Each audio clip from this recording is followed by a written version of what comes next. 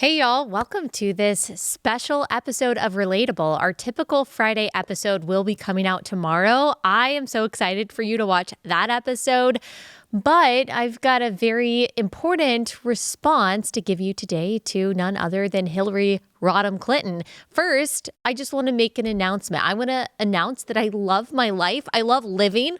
I'm happy to be here. That is an important declaration to make anytime you get in the crosshairs of the Clintons, which to my astonishment, I am. Now, yesterday, I was having a lovely chat with my dad and my husband, and my phone started buzzing. And I looked down to several messages letting me know that Hillary Rodham Clinton, of all people, had just published an op-ed in The Atlantic focused on yours truly and my book called Toxic Empathy, How Progressives Exploit Christian Compassion. And this article is titled MAGA'S War on Empathy. Now, if I had made a list of predictions for 2026, this would not have been on the list. So I want to take this very unexpected opportunity to do a few things. Number one, I want to respond to the misrepresentations that are made in this article.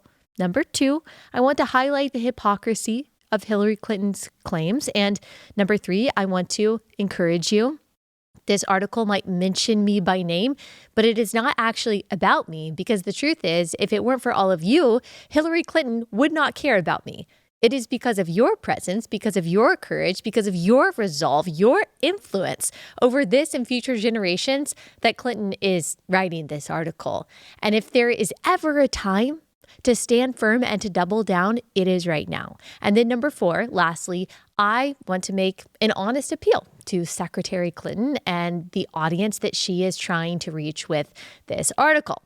Now, as a preface to help us kind of get our bearings, I want to set up the context, the why for this article coming out right now, because my book is not new. It came out in October of 2024. The discussions and the debates are not new. It became a New York Times bestseller right after its publication, largely because of this immediate reaction, which truly was, by the way, unexpected and unintended by me, just the immediate offense that it caused. But it caused all of this buzz in the media simply because of the first two words of its title. Let me read you just a few of the headlines of the articles that have been written about this book in the past year. We've got the New York Times, How Empathy Became a Threat, which is about my book. The Atlantic, The Conservative Attack on Empathy, about my book. Salon, MAGA'S War on Empathy was started by a woman. New York Magazine, The Christians Who Believe Empathy is a Sin, which, by the way, is not the title of my book and is not really the argument, but these misrepresentations are common. The Guardian, Loathe Thy Neighbor. Also not my argument. Elon Musk and the Christian right are waging war on empathy. So this has been written over and over and over again, and it's always the same mischaracterizations and the same argument. So why, again, why now? Why Hillary Rodham Clinton? The deeper reason first, before I get to the obvious kind of superficial reason, the deeper reason is so incredibly clear to me, and that is that we are over the target. We have gotten to the heart of progressive manipulation. We looked at their lies straight in the face, that abortion is healthcare, that trans women are women, that no human being is illegal. And we said, no, I see what you're doing. And we are going to give that a name. And not only that, but we're not buying it anymore. You aren't going to exploit my compassion to support policies that are bad for my family and bad for the country. No longer am I going to allow my emotion to paralyze my critical thinking. And now they're afraid. This is the tool that progressives have used to capture women for a very long time. And they thought they had the female vote in the bag forever. So when you have a woman, a Christian, a wife, a regular suburban mom talking to other Christian wives and moms about critical thinking and biblical truth, they know they're in trouble. When we've got 7,000 women, by the grace of God, showing up from around the world to our No Fluff Christian Women's Conference, and even the Washington Post has to write about that, they're looking at that. They're looking at y'all, and they're thinking, shoot, this is a thing, isn't it? Like, this is getting out of our control. 2020, They looked at the landscape of Instagram and they thought, okay, we almost have a total monopoly on female compassion. Now in 2026, their hold has weakened a whole lot, and that is because of y'all. They don't trot out former Secretary of State, former presidential candidate Hillary Clinton, unless they are really worried. But why this moment? Why right now? Hillary Clinton tells us. She says in this Atlantic article, Americans have now seen with their own eyes the cost of President Trump's abuse of power and disregard for the Constitution. Videos of the killing of Freddie and Renee Good, she says, by federal agents have exposed the lies of the Trump administration officials who were quick to smear the victims as domestic terrorists. Even Americans who have grown habituated to Trump's excesses have been shaken by these killings and the reflexively cruel and dishonest response from the administration. Okay, so that is the framing. Look how cruel Trump is. Look at what's happening in Minneapolis. And somehow this cruelty is being justified by people whom she calls, quote unquote, Christian influencers. She says the glorification of cruelty and rejection of compassion don't just shape the Trump administration's policies. Those values are also at the core of Trump's own character and worldview, and they have become a rallying cry for a cadre of hard-right Christian influencers who are waging a war on empathy. My husband and I have this inside joke that we use all the time. A few years ago, our oldest heard us talking about her quietly, and she piped up from across the room and goes, "Is her name me?" And so whenever it seems like, wait, is that person talking about me? That's the question that I had in my head when I was reading this paragraph, the Christian influencers. Is her name me? And the answer is yes. Yes, it is. Here's what she goes on to say in this article. The day after taking the oath of office last January, Trump attended a prayer service at the National Cathedral. The Episcopal Bishop of Washington, Marianne Edgar Budd, directed part of her sermon at the new president. In the name of our God, I ask you to have mercy upon the people in our country who are scared now. She goes on to say the right-wing Christian podcaster Allie Beth Stuckey called the sermon toxic empathy that is in complete opposition to God's word and in support of the most satanic, destructive ideas ever conjured up. Toxic empathy. What an oxymoron, Hillary Clinton says. I don't know if the phrase reflects moral blindness or moral bankruptcy, but either way, it is appalling. This is certainly not what I was taught in Sunday school, not what my reading of the Bible teaches me, and not what I believe Jesus preached in his short time on earth. However, this example that she gives, that I responded to, that I said is an example of toxic empathy and represents some of the most evil ideas on earth, is not in the quote that she gave of the sermon. She is betting that you will not actually go to my tweet and see the speech that I was responding to. What I'm responding to is this so-called bishop support of quote unquote trans kids. Here's that one. In the name of our God, I ask you to have mercy upon the people in our country who are scared now. There are gay, lesbian, and transgender children in Democratic, Republican, and independent families, some who fear for their lives. And the people who pick our crops and clean our office buildings, who labor in poultry farms and meatpacking plants, who wash the dishes after we eat in restaurants and work the night shifts in hospitals, they may not be citizens or have the proper documentation, but the vast majority of immigrants are not criminals. I had forgotten about J.D. Vance's awesome facial expressions as that woman is giving her rant. When she says trans kids, he looks at his wife like, oh my gosh, this is ridiculous. And that is what we all feel. But it's not only ridiculous, it's also evil. The idea that a child could be born in the wrong body, the idea that a child should go on puberty blockers or should change the hormonal makeup or the body that God providentially gave them is not only unbiblical, it is downright wicked. And it leads to a life of brokenness for that child. And so, yes, it is evil. That is the Christian position. And it is toxic empathy that leads someone to feel so deeply for a person who says they were born in the wrong body that to actually condone a practice or a policy that ends up maiming their body. So let me just explain what toxic empathy is. Hillary Clinton is confused. Maybe she's only read the Salon article about my book. She hasn't actually read the book. And by the way, if Hillary Clinton wants to send over the mailing address, I would be happy to sign a copy of Toxic Empathy for her. I can send it her way so she can read my argument in its totality. But a little TLDR. Empathy means to be in someone's feelings. So it's different than sympathy. You feel for someone. It's different than compassion. That means to suffer with someone. And it's different than love, to seek the best for another person. Empathy actually means to feel how someone else feels. And it's not always bad, but empathy becomes bad when it blinds you to both reality and morality.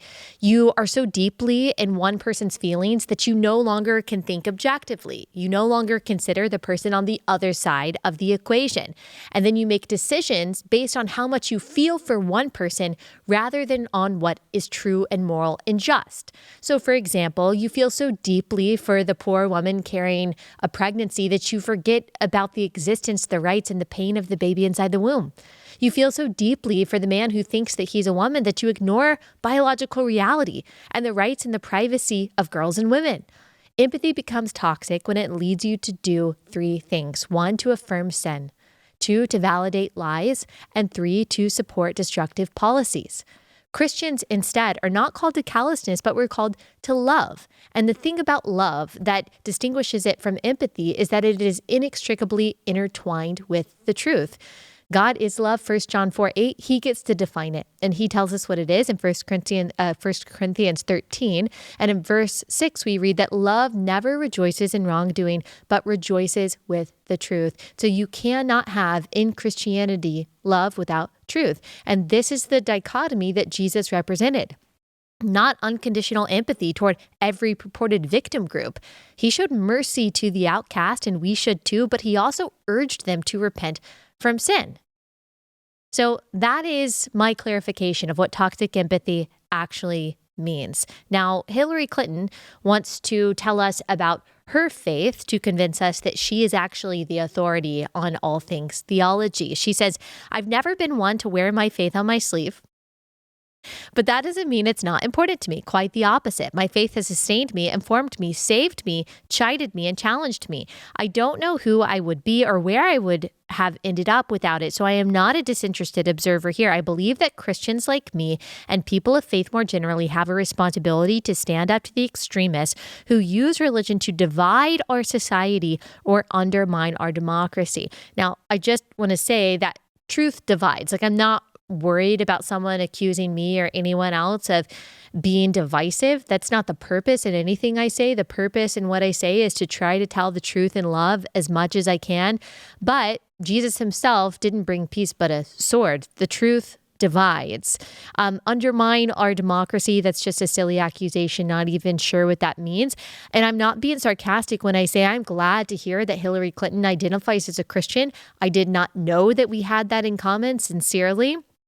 But for her to position herself as someone who is an authority on faith, when she admits here that she's never been public about her faith, that's a problem. That's actually not something that's an option within Christianity. Christianity is a word-based, evangelism-based public faith.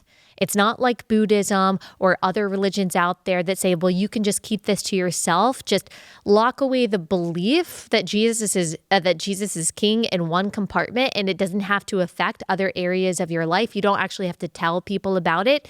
The last command that Jesus gives us before he ascends to heaven is go therefore and make disciples of all nations, baptizing them in the name of the Father and the Son and the Holy Spirit. So we are called to be agents of this truth in love, this gospel that God entrusted us with through Christ. And so this idea that you can just have this compartmentalized faith that you don't tell people about, that's not what Christianity is. So I just want to correct the record on that. But I also want to look at the fruit of Hillary Clinton's life. Now, if she's repented of these stances, that would be news to me. I think that would have been a much more interesting Atlantic article than the 15th article about my book, Toxic Empathy. But as far as I know, she still holds all of these beliefs on abortion. So I just want to go through them Just the facts very quickly.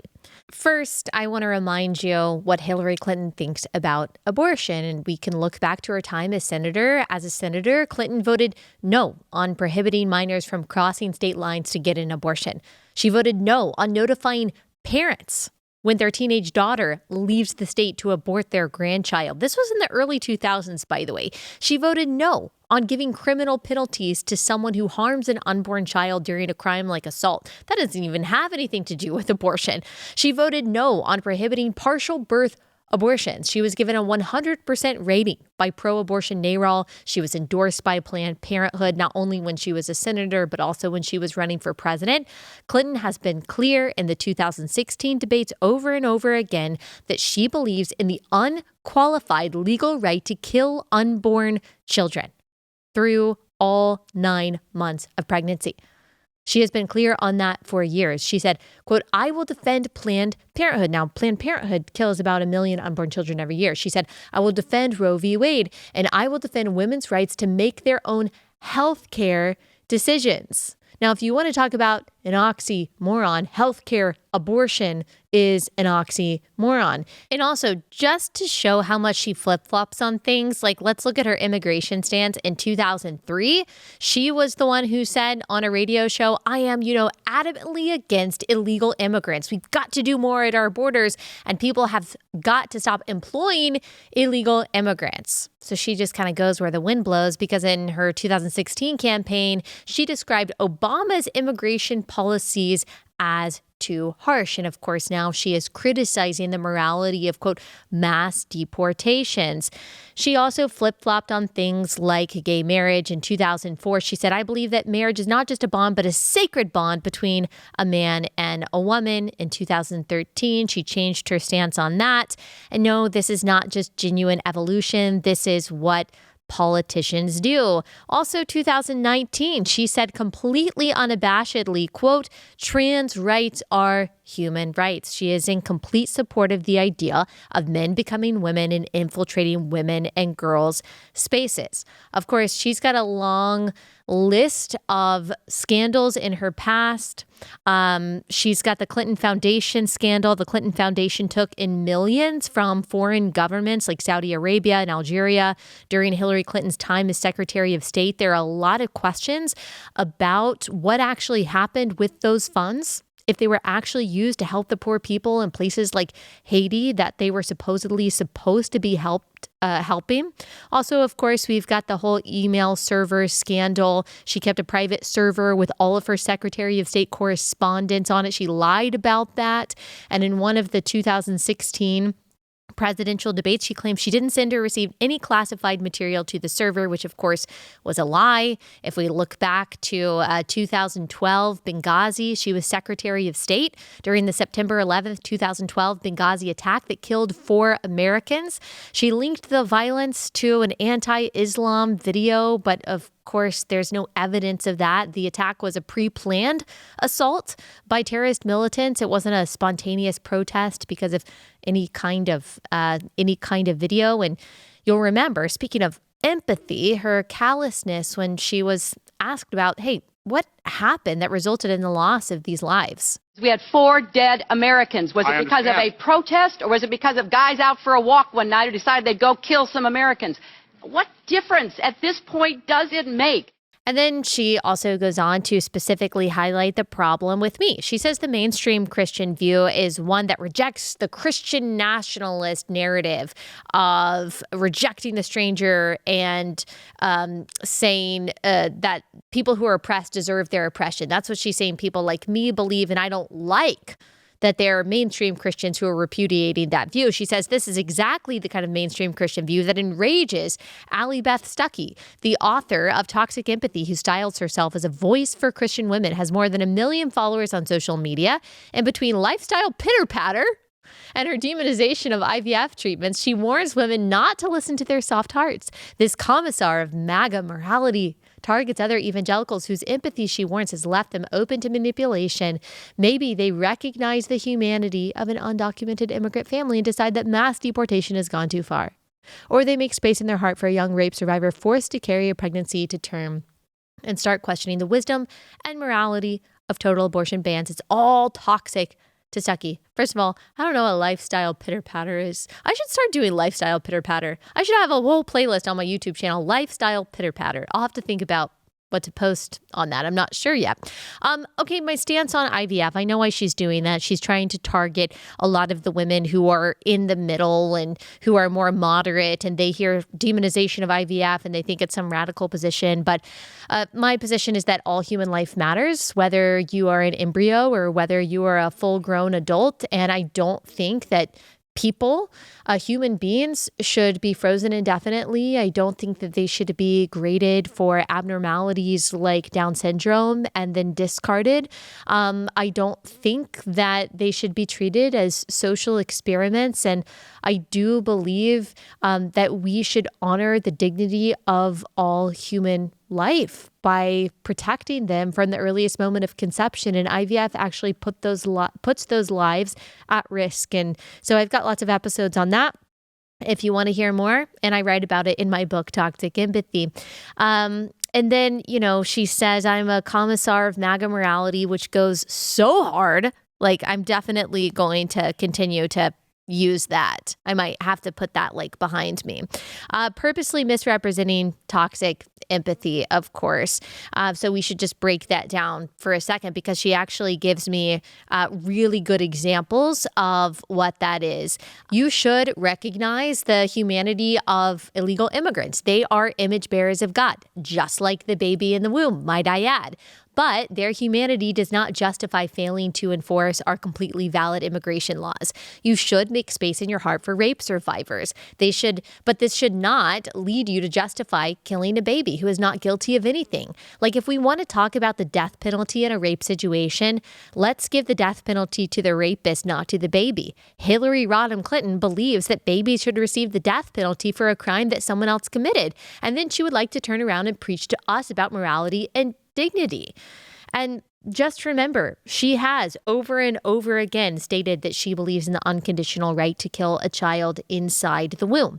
Now, she argues that we should have more empathy and not less, and that actually that's going to save civilization. She writes, empathy won't destroy civilization. Indeed, it might just save it. We can debate policies, we can debate theology, but if we give up on empathy, we give up on any real chance of coming together to solve our problems. Empathy does not overwhelm our critical thinking or blind us to moral clarity. It opens our eyes to moral complexity. It is not a sign of weakness. It is a sign of strength. She's completely wrong on that. There's a book called Against Empathy by a Yale psychologist named Paul Bloom. He's coming at it from a secular perspective. He argues that psychologically, empathy does arrest our thinking, and that when we use it to make moral decisions, we end up making bad decisions. He also talks about this phenomenon that Abigail Schreier has talked about on my show, that you can be full of empathy and mean as hell. So when you feel so deeply for one particular person, everyone that you perceive as the enemy of that person becomes your enemy, and therefore you justify cruelty against them. It's like the mama bear effect in politics. You feel like the illegal immigrant or the man who says that he's a woman is almost like your child that you have to protect.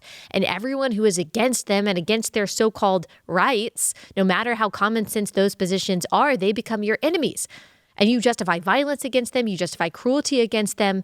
She says that empathy opens her eyes to moral complexity, but when you're saying things like trans rights are human rights, or that abortion is healthcare, well, you're not showing empathy for the little girl who is forced to change in front of a man in a locker room. You're not showing empathy for the baby inside the womb who is being poisoned, who is being dismembered, whose life is being snuffed out before they're born. That's the problem with empathy. When it leads you, your morality becomes very one-sided. It's much better to be guided by the truth and love. She said, we already have Christian influencers saying empathy is a sin. That's not exactly what I said. It can lead you to sin, though. She says, I hope grassroots faith leaders across the country who are appalled by what they see from an immoral administration and an extremist political right also find their voice. Influencers like Stuckey are zealously policing any deviation from the party line, but speaking truth to power has been part of the Christian tradition since the very beginning. I actually agree with that. Christianity has always been a boil on the back of tyrants, and it will continue to be. And she doesn't believe in Christians speaking the truth to power when we're speaking against the zeitgeist that is pro-abortion culture in our country or against the idea that a man can become a woman. She is appealing to the Christians who are wavering right now. She very badly wants the female Christian vote, and she knows that she can pull on your heartstrings and emotionally manipulate you into no longer critically thinking about both sides of an issue, but simply going along with what she and others say is the virtuous choice. It is manipulation. It's moral extortion. It is weaponizing your good, soft heart, your Christian compassion against you for nefarious and chaotic means. Remember, empathy becomes toxic when it leads you to affirm sin, validate lies, or support destructive policies. And so I just want to thank Hillary Clinton because she's put more eyes on this book, and it's not about selling books. It is about getting Christian women to see what is logically and factually and most importantly, biblically true about some of the biggest issues of our day, and to be able to stand confidently in that even when we see the swirling propaganda all over Instagram and elsewhere.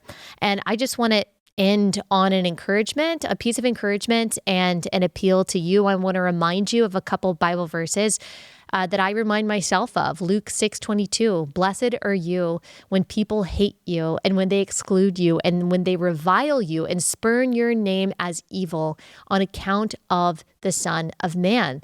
When you are speaking the truth about life inside the womb, about gender, about marriage, about the things that the Bible makes very clear, even though those things have become political, at the end of the day, you are being persecuted for something that is ultimately theological. And if Hillary Clinton is against you on those things, it is a pretty good, not perfect, but a pretty good indication that you're probably on the right track. Luke 6:26, such an encouragement. Woe to you when all people speak well of you, for so their fathers did to the false prophets. And so it's actually a bad thing when everyone speaks well of you. Remember, Jesus, perfect, the God-man, they crucified him. Stephen, full of grace and power, simply told the truth, shared the gospel to people who did not want to hear it. They stoned him to death.